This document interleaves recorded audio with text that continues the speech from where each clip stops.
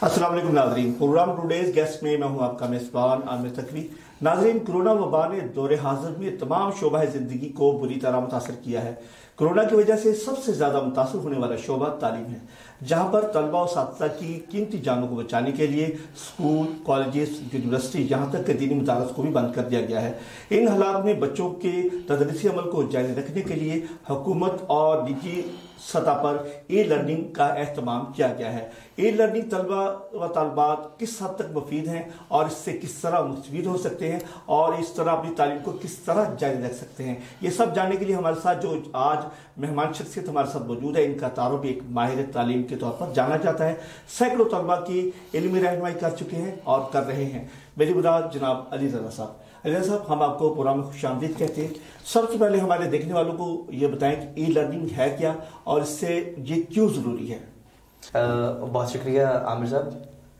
ई learning जो है actually learning conducted via electronic devices और electronic media, typically on internet. Actually ये जो स्टूडेंट्स हैं वो जो मोबाइल्स के ज़रिए, लैपटॉप्स के ज़रिए, इसके अलावा टैबलेट्स के ज़रिए या कोई भी इलेक्ट्रॉनिक डिवाइसेस जो है उसके ज़रिए जो एजुकेशन हासिल करते हैं, कुछ लर्न करते हैं, उसको ई लर्निंग कहा जाता है जी। ये सवाल पाकिस्तान के लिए बड़ा ज़रूरी हो गया कि ये ज़रूरी क्यों है।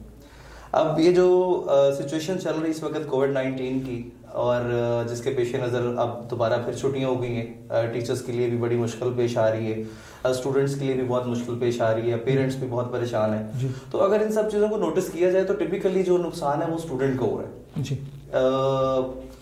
मेरे ख्याल के मुताबिक बहुत पहले हमें चाहिए था कि हम ई लर्निंग के जितने भी सिस्टम्स हैं और जो लोगों ने इस पर बड़ा काम किया है, तो नो डाउट पाकिस्तान जो है बड़ा रिच है इस हवाले से। अरफा करीम देख लें, हमारा नाम रोशन किया मुल्क का उसने। तो और भी बहुत से नाम हैं, वो इलाके, वो एरियाज, वो कंट्रीज जिन्होंने ई लर्निंग को अडॉप्ट किया, उन लोगों को इतनी परेशानी नहीं है कि उनके बच्चे जो हैं वो लर्निंग से पीछे हट गए हैं या उनके बच्चे प्रॉपर सीख नहीं पा रहे हैं। वो लोग अपनी एजुकेशन जारी रखे, घर बैठे अपनी तालीम, तो वो बिल्कुल वो घर बैठ के अपनी तालीम जारी रखे हुए हैं। तो ई लर्निंग जो है वक्त की जरूरत है, नीड ऑफ एन आवर है, और हमें इसको समझना पड़ेगा। और अगर हम अभी भी इसको अडॉप्ट नहीं करेंगे तो लर्निंग से हम बहुत पीछे चले जाएंगे। बिल्कुल, ये जो मौजूदा हालात चल रहे हैं उसमें ई लर्निंग की जो बहुत ज़्यादा ज़रूरत है और इसके बगैर हमारे बच्चे जो है ना अपनी तालीम को कंटिन्यू कर सकते हैं। अच्छा, मुझे ये बताएं कि जो आप सिस्टम मुतारफ करवाने जा रहे हैं, ये इसमें कौन कौन सी तलबा हिस्सा ले सकते हैं? Sir actually allies online learning system जो है उसमें प्ले ग्रुप से लेके ऑनवर्ड मास्टर्स तक जितनी भी क्लासेस हैं, हमारी एजुकेशन है जो कि फिजिकल होती है, उसको हम इस पे कंडक्ट करवा सकते हैं। इस सिस्टम में दो तरह से है, एक तो क्लासेस भी इस पे कंडक्ट करवाई जा सकती हैं, इसके अलावा इस पे जो टेस्टिंग सिस्टम है उसको भी मैनेज किया जा सकता है डेली बेसिस पे। फॉर एग्जांपल, अगर हम बच्चों को होमवर्क वगैरह देना है, कोई नोटिफिकेशन देना है, और इसके अलावा कोई आप कह लें कि पेरेंट्स को कोई अलर्ट्स जारी करना है, कोई इन्फॉर्मेशन देनी है, तो वो हम तमाम जो है वो प्रोवाइड कर सकते हैं। जी अली भाई, आप हमें ये भी बताएं कि जो आप निज़ाम लेके आए हैं, जो सिस्टम मुताबिक करवा रहे हैं, इससे तलबा को क्या फ़ायदा हासिल हो सकता है? सर तलबा जो है डेफिनेटली कुछ भी सीखें एजुकेशन से रिलेटेड, पॉजिटिव एजुकेशन से रिलेटेड, तो उनको फ़ायदा तो होता ही है। इसमें एक सेगमेंट शुरू किया है छोटे बच्चों के लिए। छोटे बच्चों के लिए सेगमेंट ये शुरू किया है कि जिस तरह बिल्कुल गेम लाइक स्टडी है, यहाँ पर एक स्पेशल क्विज़ेस के नाम से जो है वो एक ऑप्शन मौजूद है हमारे सिस्टम में। वहाँ पर मुख्तलिफ सेगमेंट्स, स्पेशली इंग्लिश, मैथमेटिक्स और साइंस, इनकी हमने एक बाकायदा सिलेबस तैयार की है जिसमें बच्चे की लर्निंग प्रॉपर हो। अगर दूसरे फेज पे ही आ रहा है, अभी आपने नोटिस किया है कि गवर्नमेंट ने अनाउंस कर दिया 50% जो है वो 9 से पहले 8th क्लास तक जो है वो होमवर्क होगा और 50% जो है वो एमसीक्यूज बेस्ड लर्निंग होगी। तो हम लोगों ने अल्हम्दुलिल्लाह ये काम किया इसमें कि जितने भी गवर्नमेंट का जो सिलेबस है वो हमने एमसीक्यूज बेस्ड कन्वर्ट करके इसमें अपलोड कर दी। अभी रिसेंटली अलीज ऑनलाइन टेस्ट सीरीज के नाम से हमने एक सेटअप शुरू किया है, और वो सेटअप बहुत अच्छा है 9th 10th first year second year के लिए। और उसमें सबसे बड़ी बात ये है, हम एक कॉन्टेस्ट करवाने जा रहे हैं। मेरी टीम ने अल्हम्दुलिल्लाह बहुत अच्छी टीम है, पीएचडी स्कॉलर्स लोग हैं मेरे साथ जो वर्क कर रहे हैं इसमें।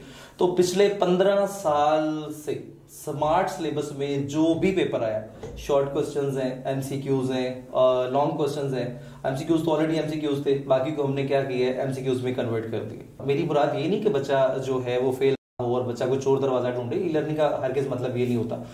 तो उसकी हम बच्चे से जो है वो ऑनलाइन बिल्कुल जिस तरह मैंने आपको पहले मेथड बताया उस तरीके से हम बच्चे से तैयारी करवाएंगे पहले 4 मंथ्स के लिए, और उस 4 मंथ्स के बाद एक्चुअल में हमने एक टेस्ट लेना है, और वो टेस्ट जो है वो हमारे ही किसी सेंटर में होगा बच्चों का, और वो एक दिन का होगा, संडे वाले दिन होगा, जिसमें बच्चे का टाइम भी ज्यादा जाया ना हो। और लेकिन होगा वो हर जगह पे जहां जहां पर भी बच्चे जिस एरिया में हैं उनके एरिया में ही एक बाकायदा सेंटर बनेगा। तो वहां पर जो स्टूडेंट उस टेस्ट में टॉप करेगा उसके लिए बाइक है, जो स्टूडेंट्स में सेकंड पोजीशन पे आएगा उसके लिए लैपटॉप है, इसके अलावा जो स्टूडेंट जो है थर्ड पोजीशन पे आएगा उसके लिए मोबाइल है। अच्छा अली भाई ये बताएं कि आपका ये पूरा सिस्टम जो है एमसीक्यूज बेस्ड क्यों है, ये सब्जेक्टिव वाइज क्यों है? मैं बताता चलूं आमिर साहब, इसमें सब्जेक्टिव पोर्शन जो है वो मौजूद है, लेकिन हमारा जो सिस्टम है, हमारा जो सोसाइटी का हमारा जो एजुकेशनल सिस्टम है, आप नोटिस करें उसमें बच्चे जो है वो टाइपिंग से फेमिलियर नहीं होते। अगर हम इलेक्ट्रॉनिक डिवाइस पर सब्जेक्टिव पोर्शन को लेके चलेंगे तो बहुत से बच्चे ऐसे हैं जो कि इससे फेमिलियर है ही नहीं है। वो बच्चे जो अपना असाइनमेंट्स के थ्रू काम करना चाह रहे हैं उनके लिए बिल्कुल इसमें सब्जेक्टिव पोर्शन जो है मौजूद है, लेकिन हमने जो फोकस किया हुआ है ऑब्जेक्टिव सिस्टम पे, वो क्यों है?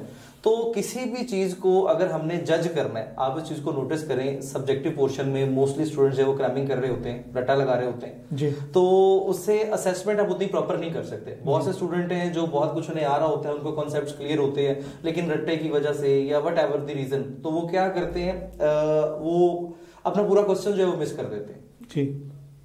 टाइम शॉर्टेज हो गया, कोई और ऐसा मसला बन गया। लेकिन इस कंडीशन में अगर आप नोटिस करें कि जब भी असेसमेंट जो होती है वो एमसीक्यूज बेस्ड होगी, तो एक तो ये है कि बच्चे की असेसमेंट बहुत अच्छी हो जाएगी, बच्चे के कॉन्सेप्ट का पता चल जाएगा, बच्चा स्टडी थरोली करेगा।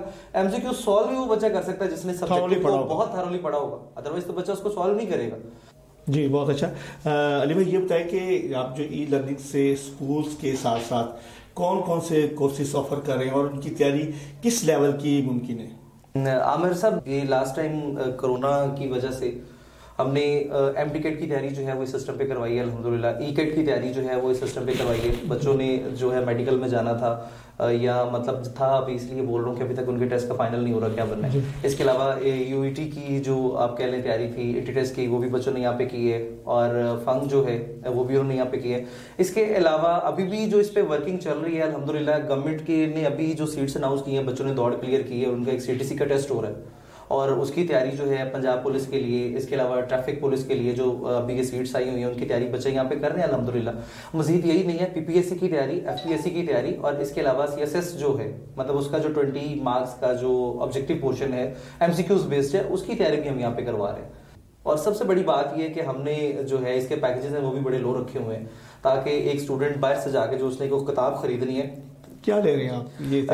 सर एक्चुअली इट वेरीज कि कौन सी क्लास है और उसके लिए क्या पैकेज है, और मेरे ख्याल में बच्चों के लिए ये पैकेज जरूरी नहीं है। बच्चे यहाँ पे आए इंशाल्लाह वो मुस्तफीद होंगे, और लेकिन मैं ये जरूर बताऊंगा कि जितने की उन्होंने किताब खरीदनी है उसका तीसरा हिस्सा भी इसका पैकेज नहीं है। अच्छा अली भाई ये बताएं कि आप पैकेजेस का बात बता रहे हैं, जिनके पास इंटरनेट, मोबाइल, टैबलेट या कंप्यूटर नहीं है, तो वो किस तरह इससे फायदा हासिल कर सकते हैं, किस तरह मुस्तफीद हो सकते हैं? पेरेंट्स को अब ये काम करना पड़ेगा वक्त की जरूरत समझ के। बच्चे स्कूल नहीं जा रहे हैं, उनके बहुत से एक्सपेंसेस हैं जो अपने उन पे नहीं होंगे। ट्रैवलिंग एक्सपेंस है, बच्चे ने जाना है, कुछ खर्च अपना साथ लेके जाना है, या थोड़ा सा मतलब पेरेंट्स भी इस चीज को मैनेज करें। बच्चे को अपने जो उनके एक्सपेंस कम हुए हैं उन एक्सपेंस से वो क्या करें, बच्चों को एक मोबाइल दे दें। आजकल तो मार्केट में आप देखें ना, चीजें भरी पड़ी है, सस्ते से सस्ता मतलब जो है आप जितना भी आप चाहें जो है उतना सस्ती चीज आप खरीद सकते हैं। तो पेरेंट्स को ये करना पड़ेगा, और अगर वो नहीं करेंगे तो फिर उनके बच्चे तालीम प्रॉपर हासिल अब नहीं कर पाएंगे। अच्छा अली भाई ये बताएं कि आपके सिस्टम से क्या निजी इदारे भी मुस्तफीद हो सकते हैं? अब सर बिल्कुल, ये सिस्टम जो है एक्चुअल में ये एलएमएस है।